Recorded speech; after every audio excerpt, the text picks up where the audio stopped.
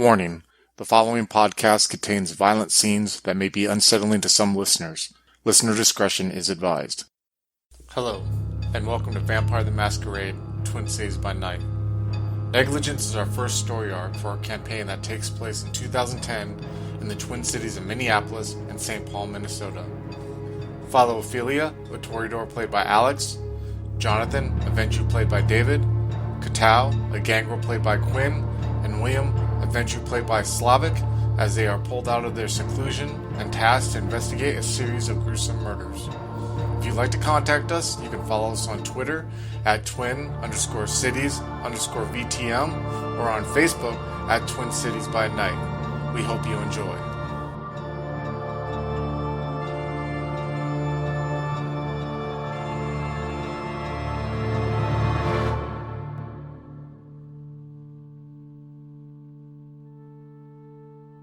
So you guys go ahead and are heading back there. William, You hear that. Katao, you see them. You're standing out there, Katao. You see a group of 15 people come walking outside. You see them follow along, and they're start sitting in chairs. The scene I described to Ophelia and Jonathan, you guys are sitting there, and when you sit in the chair, you have the bonfire about 10, 20 yards to the right. You see like some brambles, and then you see like a stream that's not frozen, so it looks like someone busted the ice open and all that stuff. Yeah. I'm going to remain standing. Okay, you're going to remain standing? Yeah. You see the black guy come walking up to you. He's like, is everything okay? You know you can sit down and relax, right? I prefer to stand, but thank you very much. All right. If that makes you feel comfortable. And you kind of get this sense from him that he's very empathetic to you, and he's not coming across as overly like, you got to sit down, And right. Like, yeah, whatever makes you feel comfortable. I understand. And he walks off. So and I'm gonna keep a power stance when I'm standing there. It's kind of like when people body gestures. A power stance is something where you are putting forth an air of authority. So like hands on, like yep. If I were running this thing, like I'm running this thing, like I'm in charge, I'm standing in a manner that's authoritative when actually I'm just a guest here. I'm just behind the trees, like, what is he doing? So as you're standing there and you guys are sitting there, you start kind of hearing slow chanting coming from towards the house, and you see that there's some robed figures. They're kind of in like a crimson reddish robe, and they're walking towards, and progression, there's 6 of them, and there's basically two, and then two rank files of 3, and they're walking towards from the house in the snow, and you guys are making out that they're kind of barefooted. You see that they're barefooted, and then they're not wearing any kind of shoes or anything like that. And they get to where they are in the little creek pond type thing, and you see them, they drop their robes, and they're completely stark naked, and one side is females and the other side is males. Give me a perception and alertness roll, difficulty 6, both of you guys. No success. No successes, all right. 2 successes.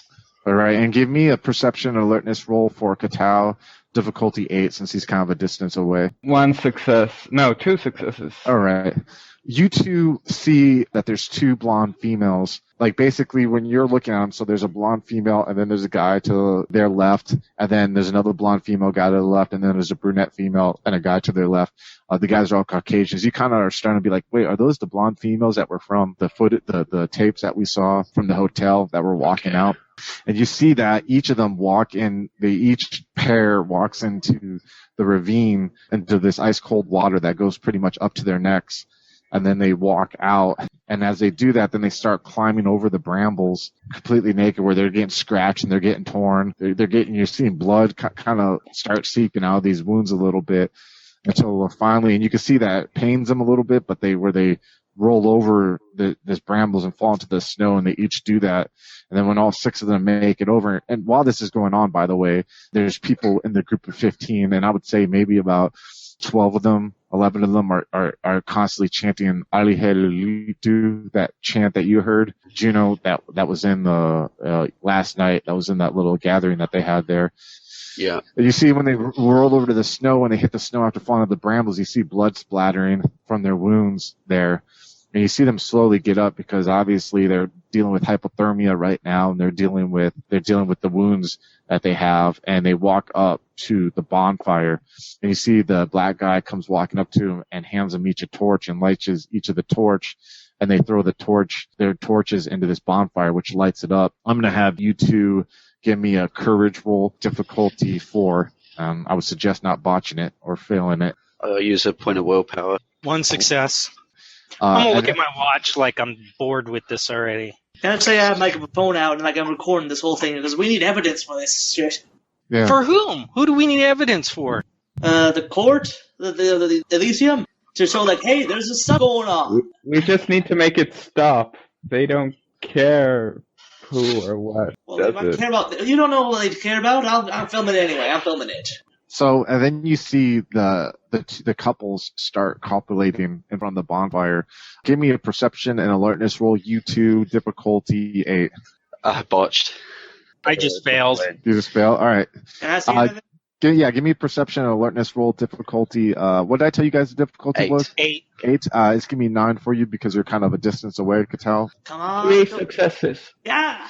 You see that their wounds are starting to heal while they're in the middle of. See, this is why you need to film this stuff. Cause Yeah, their wounds are in the middle of healing while they're copulating. I'm gonna look for tattoos on them. Do they have the tattoo? Yep, you see tattoos on all 6 of them. And you see the group is sitting there watching. You see, you guys see like one guy kind of like, like clear his throat, like this is not what I expected. You see the Manny kind of looks at you, Ophelia, and he's like, "Are you okay?"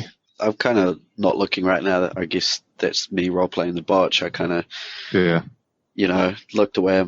Do you understand the symbolism of what's going on here? And he kind of motions to what they're doing on the ground there. I guess, healing through suffering. Yeah. Am I close? Yeah. Yeah. Exactly. That's what you're talking about. That's what we're doing. That's what's going on right there. He's not mentioning the wounds or anything like that, but Yeah, I haven't seen that yet. Actually, no, I wouldn't. I looked away, so I don't know what. Yeah.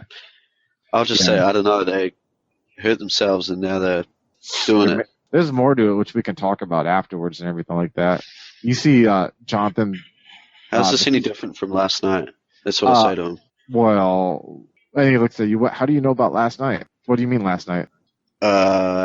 You said that you said that this would be different to the debauchery going on last night. This is pretty debauched. Well, this is symbolism here. I told you there's a lot of. I warned you there was some symbolism here, but we'll talk about it more, and maybe we can get you down on the first step on the path if you'd be interested. I'll try and look back at what's going on and ignore what he just said a little. And he just kind of like turns and looks. You see, the female comes up to you, Jonathan. She puts her hand on your shoulder and she's like, "Are you okay?" I'm outstanding. I'm better than okay. I am outstanding. Outstanding in the fucking cold. Are you not?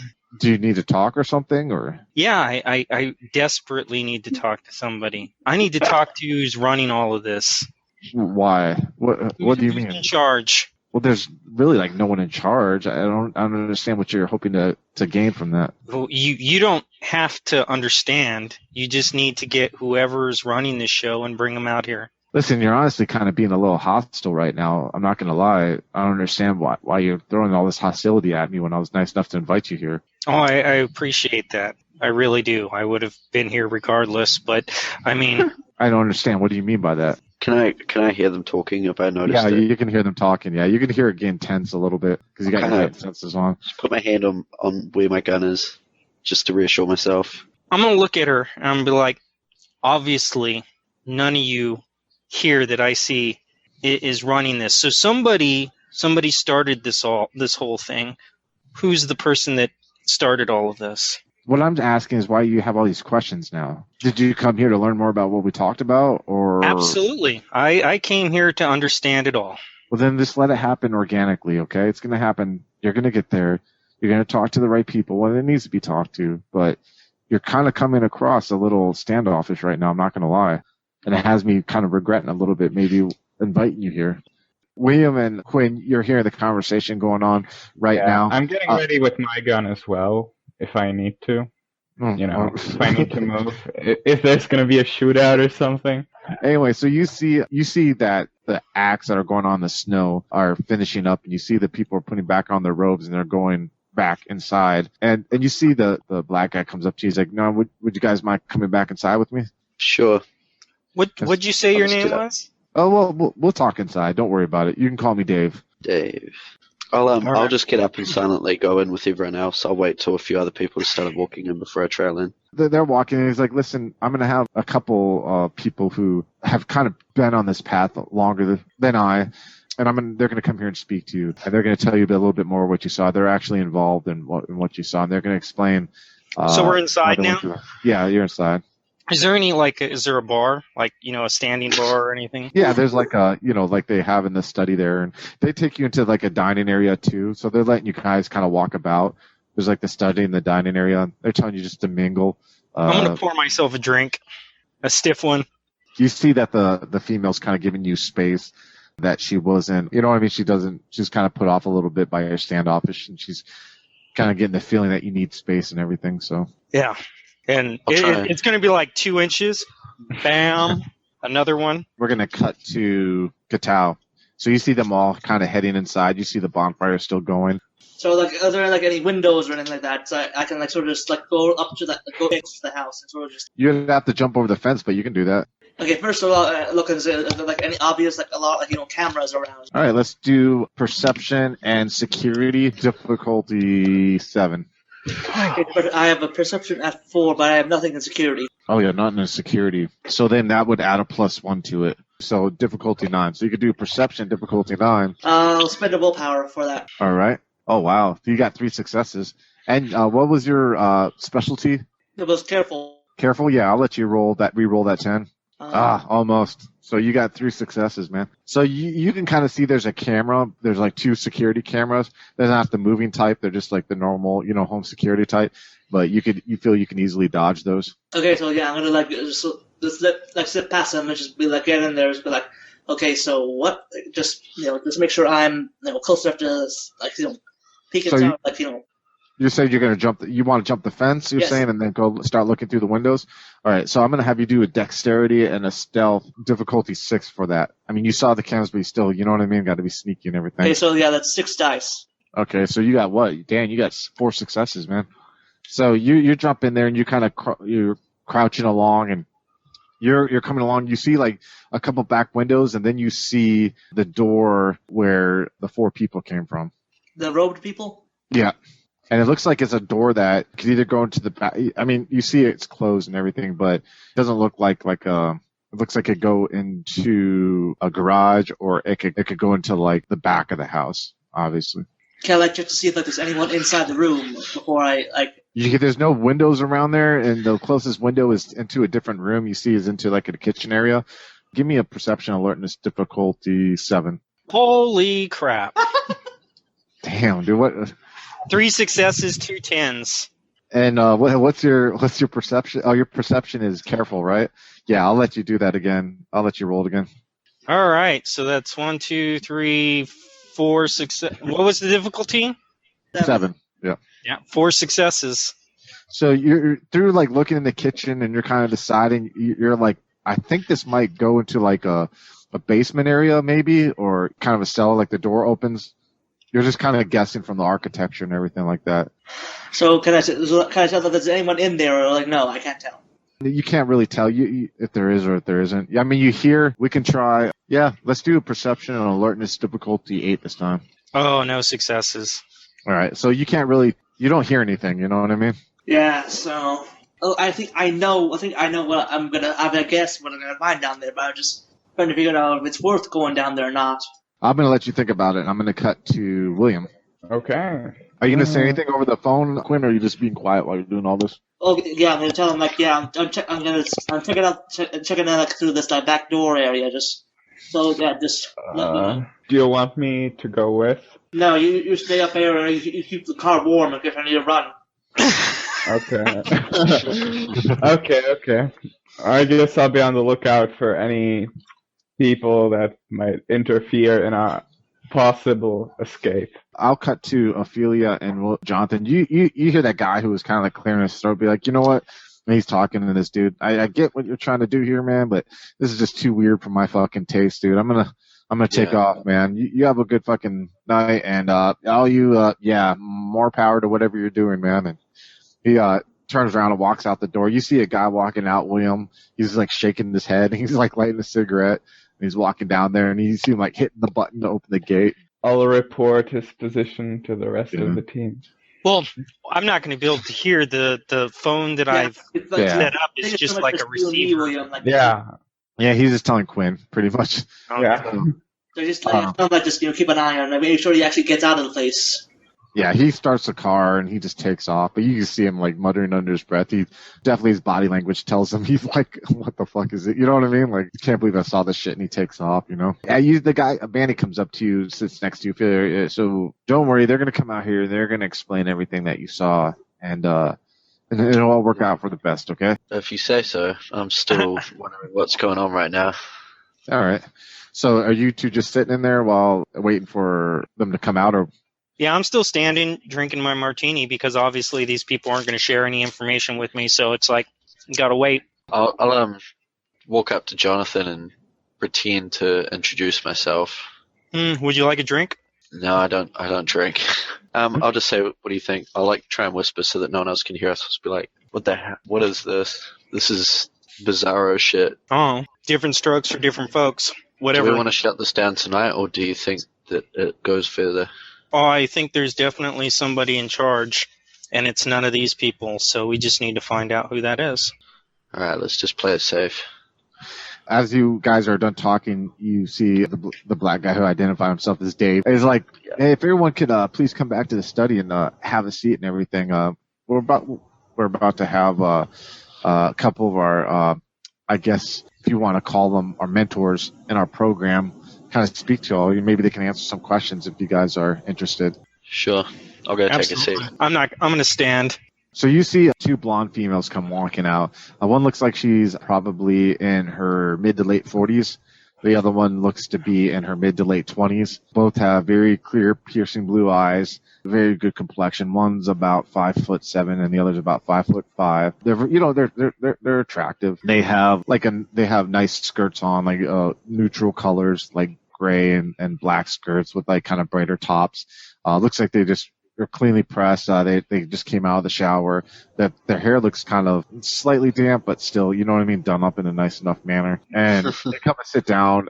They take these two look like nice dining room chairs, and they kind of sit them both by the entrance into the study, so that everyone who's sitting in the study kind of can get a view of them. And then you see another lady come walking with she has brown hair, and she has like some jeans and a sweater on, and you recognize her to be the third lady. And she goes and sits down at the inside the study with all you guys. I'm gonna cut to Quinn. Mr. Quinn, Mr. Katow. Yeah, I guess I would be able to hear what they're saying from William's Jonathan's wire. So I guess I would think, okay, so at least two of them are in there with the rest. So I think I'm gonna ease the door open, sort of try to do it so as quietly as possible, so I can get a peek into whatever area, like the garage or whatever it is. Yeah. As you open it up, you see that there are some steps and that they go down, and then you see another door there at the steps. Okay, so I just listen again. I try to listen again to see if I can hear anything now, or can I hear anything now, or? You're at the part where you hear, "Hey, everyone, have a seat. We're about to start talking." Okay, so yeah, I think I'll sort of creep down to the second door and just take a look, see what I can see. Is it like a solid door, is it like a gap in, or what? It's a pretty solid door, and you see that it has a door handle and it has two deadbolts on it. Okay, I'm gonna cut real quick back to Juno and Jonathan. So you guys are sitting there, and they come and sit down, and you see the older one. She looks at you guys, and she's like, "Hey, my name's Rebecca. This is Heather here. I know you guys are pretty much wondering what you just saw and why you just saw it." You can see that Rebecca is the one that's kind of gonna take the lead and talk, and she's like, "You guys are probably asking yourself what you just saw there. Why are these people dipping themselves into cold water? Why are these people crawling over a bunch of thorns and vines? And then most of all, why are these people running like animals in front of a bonfire in the middle of winter in the Twin Cities?" Am I correct in that? I'll just nod. Yeah, I do see a couple people are sitting there. Most of these people who are sitting in this room are already aware of what's going on here, but some of you guys may not be aware. It's all about empowerment nowadays. You can call me reject of the flower child movement. You can call me whatever.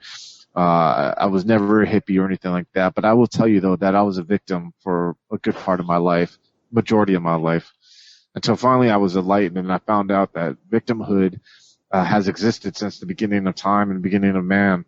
How many of you are familiar? I'm sure you've all been talked to already about the Judeo ties, Kabbalistic ties. Is this one of the blondes that's talking? Yeah, it's the oldest one. And how Lilith, who was the first wife of Adam, was forced into servitude and refused to accept that servitude, and how she was cast out of the Garden of Eden, and how she had to suffer before finding ultimate peace, and how we, as humans, have been shown that, thankfully. How we too can embrace suffrage and embrace pain that we've experienced in our life to become stronger, unlike the masses out there. If you guys are sitting in this room right now, something about you stuck out to the people who invited you. You don't see us that we don't have hundreds of people here. We don't allow hundreds of people into our ranks, but what we do is allow select chosen that we feel can not only add to society, who can become strong and determined individuals, but can add to the cause of Lilith and could walk in her footsteps like we walk in her footsteps every day. You may see senseless pain and senseless violence there, but what we see is a need to purify ourselves and embrace what others either cover up, ignore, or flee from.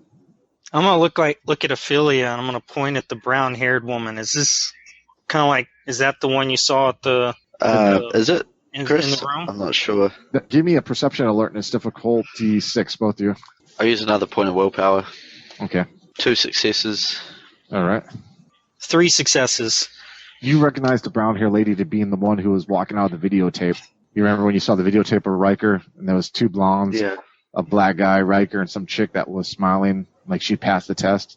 I'm getting I'm hearing them talk about this, healing through pain and all that, and I'm kind of thinking about the people that have died, Ramona and what's his name, Paul, was it? Paul Hughes. Paul. And I'm getting a bit wound up now. I'm kind of hearing the disparity between what she's saying and what I've seen. You can see visibly right now, Jonathan. You can see that all this is starting to take toll on Ophelia. I can. There's 2 options that we can do here for your character, Alex. We can either have where we can have your roll self-control roll of anger, which I'm leaning towards, or you can choose to voluntarily be like, I need to get out of here for a little bit and cool my head. Do a self-control check. We'll do self-control difficulty 6. 2 successes. Okay. You can see Jonathan right now. Since you're right by her, you can see she's struggling with the beast right now. I'm gonna be like, all right, I think I've heard enough. You kind of see people look at her, and she looks at you. Is it something that you're confused about, or is it something I can help you with, or? Yeah, you can help me with telling me who's actually running this fucking comic book show. Well, I can answer questions if you have any. I just asked you a question. Who's in charge? Well, then and it's not you. It's not you. And it's not you. And it's not you. And it's not you. I'm gonna point at the black guy. So you can say it's me. It's you? Yeah. Really? I'm gonna look at Ophelia. Is this the one that you saw? No, that's not the one that you saw, Ophelia. You're talking about the chick along the wall in the red dress? Yeah. No, you don't see her at all in the room. I'll just look at him confused, like I don't know what he's talking about. Slightly shake my head and look back at. Are you giving him like shut the fuck up look, or are you giving him like? Oh, it's kind of just like, not a shut the fuck up look, more like a no, it's not him, but I'm trying not to reveal that, I know what you're talking about. Yeah. I'm gonna look at her and I'm like, no, it's not you. You're not in charge. You didn't start this. I kind of heard you had some problems outside, and I understand that this may not be for you. I think, if you do have some issues though, and you don't feel comfortable here, you're more than welcome to leave. Okay. Let's start with this. I'm gonna let everybody else except for you. I'm gonna point at her. I'm gonna point at the other blonde. I'm gonna point at the black dude. I'm gonna point at the chick with the brown hair. You 4 are gonna stay. I'm going to let everybody else leave. You guys are hearing this on the phone, and you're hearing this, Ophelia. You hear the black guy get up. He's like, I'm going to have to ask you to leave. I'm sorry. I'm going to reach out my gun. Oh, no. Now I'm getting ready. He's like, seriously, man. He's like, what's this violence going to accomplish? We're not harming you in any way. You can let us peacefully worship and do what we're going to do here, and you can go about. Obviously, this isn't a good match for you. Kind of interject at this point. I'm going to stand up and start ushering everyone out the door, and I think we should go. Yeah. But what I want to do is, if this is how it plays out, what I'm aiming to do is get everyone out and shut the door behind them so that I'm still in the room. But you can kind of see that there's people who are what's happening. Yeah, you can kind of see the people who were generally chanting are starting to stand up, feel defensive almost either. You're definitely reading body language right now that the room is starting to become a little hostile right now, and you two are starting to feel somewhat outnumbered right now, Not tying you two together, but it's like, listen, man, if you've had too much to drink, I understand. If you're feeling sketched out, trust me, you're not the first one. I completely understand that. But please, you're going to have to put that gun away. You can leave. I'm going to put the gun down on the table in front of me. Well, that's good. That's a good step. And I appreciate that. And you can take your gun with you. I understand. Listen, man, when you're invited here, I know that someone saw in you some pain that you're having a hard time dealing with. And I get that. And if this isn't the way for you to heal it, I totally understand that. But we cannot have you coming in here threatening us when we're just trying to be peaceful here with each other. You understand? I want to say something. This might get me in trouble. Yeah. I'm going to say, you said that this is harmless. Was it harmless to Ramona and Paul? And you see just like the two blondes look at you, right, automatically zoom in on you. You see the black guy look at you, and he kind of puts his hand on Jonathan's gun. He's like, everyone needs to leave the fucking room right now. And you see like people just looking around. He's like, get the fuck out of here right now. And you see I'm going to stand people up and kick my chair backwards. And you see people that are they start leaving the room. And you see, like, the two are just calmly sitting there in the chair, the two blondes. The black guy, he's not grabbing the gun. He just has his hand on the gun, standing there next to Jonathan. He's staring at you. And then as the door closes, he's like, what the fuck are you doing here? Why are you here? I'll look at Jonathan for a second, look back and say, I think it's our turn to ask you some questions. Listen, lady, I don't know what the fuck you're trying to do. I'm willing to let you walk out the door fucking right now, okay? I'm going to look. So it's just me, Ophelia, and these four people in here? It's you, Ophelia, and three. Everyone left except for the two blondes and the black dude.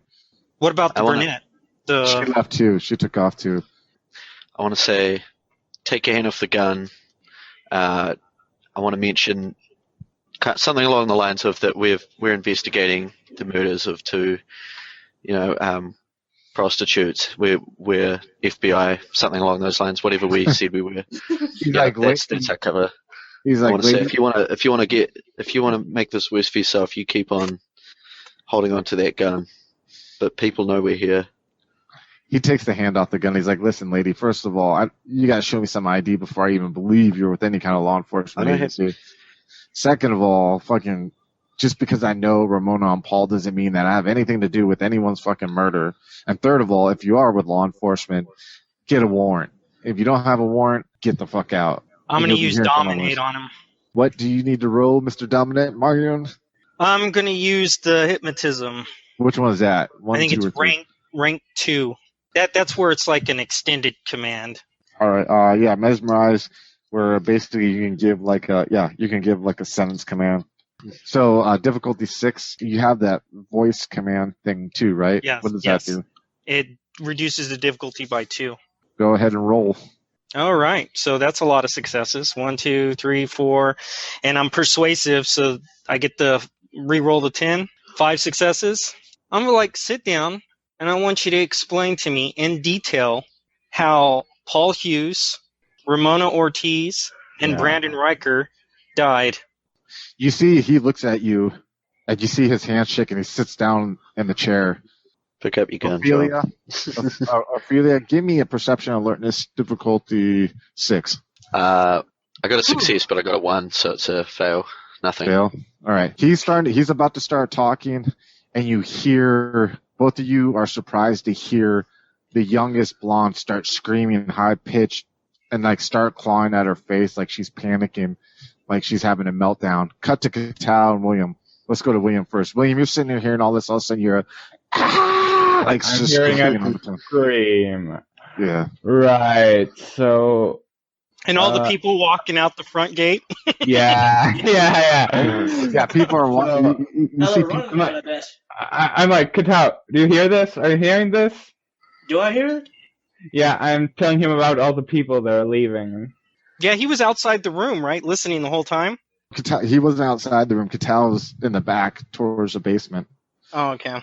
But he heard shit. So you hear this screaming like, no! But it's like, no, repeated over and over and over again. No! Like, all right, I'm going to cut to... And you see these people, they're not really walking out, by the way. They're not leaving. You just can't see them kind of lounging in the front lawn, you know what I mean? So they're just kind of standing out there smoking cigarettes, almost like waiting to whatever's happening and they're to end, you know? Katal, you hear it over the phone too. You hear this panic shouting shit like, no.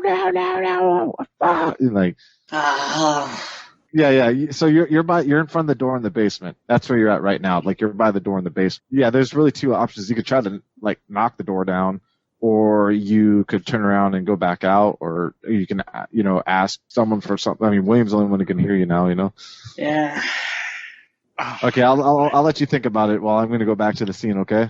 Probably going to wait for like a minute or two to see if they come running back to the car, and if not, I'm going to check it out. You said if they're not coming to the car in a minute, you said where are you going to go, inside, or are you going to go around, or what? Yeah, probably going to take a peek inside the window. Okay. Because you can hear Katal like doing, I don't know what to do. I'm at this door. Yeah, I'll probably tell him to pull himself together. All right. I want to try and avoid like a potential masquerade violation here, so I'm gonna. Oh yeah. I'm screaming, so I don't really want to leave the room, but I also want to go outside and kind of. Well, hold on 1 second there. 1 second. Sure. I'm gonna go back to you and William. Your scene is a totally different thing we're tackling right now, so we're gonna deal with that first. You don't know what's going on with Katal and William. They're the only two. They have a slight advantage in the fact that they can hear everything that you guys are dealing with, and then they got their own shit they're dealing with right now, you know? Yeah, but we have no clue what they're doing. Yeah, no idea what they're doing. Cal and William are both sitting in the beamer listening. Exactly. Back to you two. You guys hear her start screaming. You take a look at her, and you see, like, the youngest one, like, kind of fell back off her chair, and she's, like, backing up to the wall with her hands, like, you know what I mean? Like, trying to get far away from you two. And she just won't stop screaming. You see the Rebecca lady's looking at you like with an anger, and she's trying to like back up to like almost like shield the youngest one from you guys. And she's like, "You're fucking kind." She's like, "He sends your fucking kind here to come after us." So they know. Yeah. Well, and then as you guys are looking, you hear David just talking in the background. You're really not catching what he's saying because he's. No, I definitely want to listen to this guy because I mean this is what we've been working up to this whole time. Yeah, but you see that you're kind of torn. It's a weird situation. The fact that he's like this guy is like starting to talk about the murders, and you see this scene going on where you're really feeling hostile because you're seeing that Rebecca is starting to get defensive. Am I making sense? Like you got these two very intense things going on right now, and you guys are kind of sandwiched between both of them. So was it Jonathan's mesmerizing that gave us away, or did they suspect it beforehand? You don't know, I imagine it was the moment that I like took control of this guy had to been the catalyst where, they're like, oh, that's what you are. And obviously they have some aversion to Kindred, even though that they're ghouls, but we'll just shine over that whole thing because I don't know that they're ghouls. Yeah. Right. You don't. My anger's kind of getting the better of me right now. I want to use I'm a vampire, I'm pretty quick. I want to approach Rebecca, whatever her name was, and I'm going to knock her out with one punch, or attempt to. I just wanted to shut up. She's drawing a lot of attention to us with her screaming. Yeah, I just want to speed over and just kind of, it's like a cathartic moment for me because I've been seeing all this bullshit happening to people, and I just want to punch her in the fucking face. So you want to use celerity? Yeah, I will do that. Okay, so spend this blood pool on celerity. Yeah. You walk up and you smack her, but like you just see like when you hit her, you just see like she looks at you, like her face turns, she looks right back at you. You sit there and you smack her, but you get her attention and she's looking just right. It's like, wham, bam, bam. You actually see it, Dave. I'll also yell, shut the hell up at the same time. Something along those lines. Just shut up. And Dave, you kind of see like the speed. You've never seen a vampire move that quick. So go ahead. We'll go back to you, Quinn. So yeah, I guess by this point, when I hear the whole thing going on, like the whole shut up thing. So yeah, I guess by this point, my guess is like I'm gonna try to break down the door because I figure like it's gonna muffle the sound of me breaking down the door. So what's your strength? 2. 2. With the strength of 2, you would have a hard time kicking, but you can always pump blood into it, and you can get a strength of like 4 if you want to, which you could kick the door. Yeah, I think I'll do that. All right, what's your blood at right now? But my blood is at 1, 2, 3, 4, 5, 6, 7. So you can spend 2 and get a strength of 4, and you should be able to kick it down. Okay, I will do that. All right, take the 2 blood. So you kick the door, and wham, and you hear that within your car, and you're fine. BMW, Dolby 3.5 surround sound. Boom! You just hear a thing. You see in front of you, Quinn, you see kind of like, it looks like cellar. You know what I mean? Like how has gray cement feel to it. It's kind of damp. Like there's some leakage going on. You hear the dripping of it. You look down. It's kind of hard to see because it's kind of dark and there's no light. With a Photian 1, I can actually like have night vision. Yeah, so you can see as you're going on, you see the hallway. Your eyes are kind of turning reddish. You see the hallway kind of looks like almost like heat signatures in a way. It looks almost like infrared in a way. You can see that it's going down. You don't see any heat signatures, obviously, but you see the hallway go down, and you see it kind of opens up into a larger room where you make out on the right side, like you see, it looks like a corner of a jail cell almost. You kind of see it, maybe like a foot of it. Okay, like I have my gun in front of me, just like everyone's like, okay, we got some kind of dungeon down here. I'm gonna go check it out. You hear that, William? Or what do you see? I tell them what I see, and I'm just like, it looks like something kind of, I don't know what's down here. They got some kind of jail, kind of cell down here. Maybe you should get out of the car and come in here just because. I mean, I'm out of the car. I'm looking into the place, after I heard those screams and. Yeah, you're kind of just like, well, you heard the screams over the phone. You see the crowd there. For you to walk up, it would kind of be telltale. Are you going to walk up past them, or are you going to walk around the way that you saw Katao go, or how? Yeah, I'll probably go after Katao. All right, so you're going to go around that way. With my gun. Yeah, give me a perception and security difficulty 7 or difficulty 6 while you're at the fence. I don't have any security. Okay, go ahead and give me difficulty 8 then. I forgot. Oh well, whatever. I failed. All right. You jump the fence, over the fence. You see the door there. You see Katao standing there in this hall, but you can't see anything because it's pretty dark. Katao looks at you, and you kind of are taken aback because you see that his eyes are reddish right now, like kind of a bright, feral reddish, gold reddish. What have you been smoking? You see him there with Katao, so you guys are going to go forward? Yeah. As you guys start going forward, you hear like the slow drops of water coming from the stones that are on the ceiling of the hallway and along the wall. Common thing for those of you who lived in Minnesota, during the winter time and been in a cellar. As you walk about 30 feet, you kind of look to the left. There's really not too much there. On the left, it's kind of bare. There's like a little, almost like a bake sale table. And then to the right, there are 3 cells. The best thing you can describe them is almost like jail cells, but they look to be obviously not built into the cement, more so that they're cages that were built in there. And the first 2 that you see are empty, but you see a third one. You can see clearly. You still can't see shit, actually, William. You know what I mean? You're kind of just. Is there a light switch here? I don't know. You see a light switch, Quinn. Okay, fine. You can hit it. Boom, you hit the light switch. You're like, blind. No, I'm joking. That doesn't happen.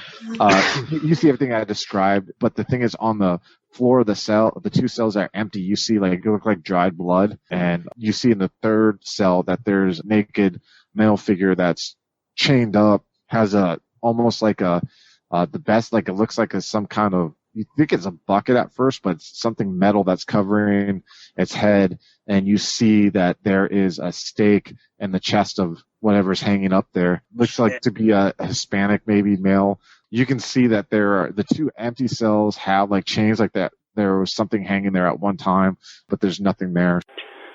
Hello, folks.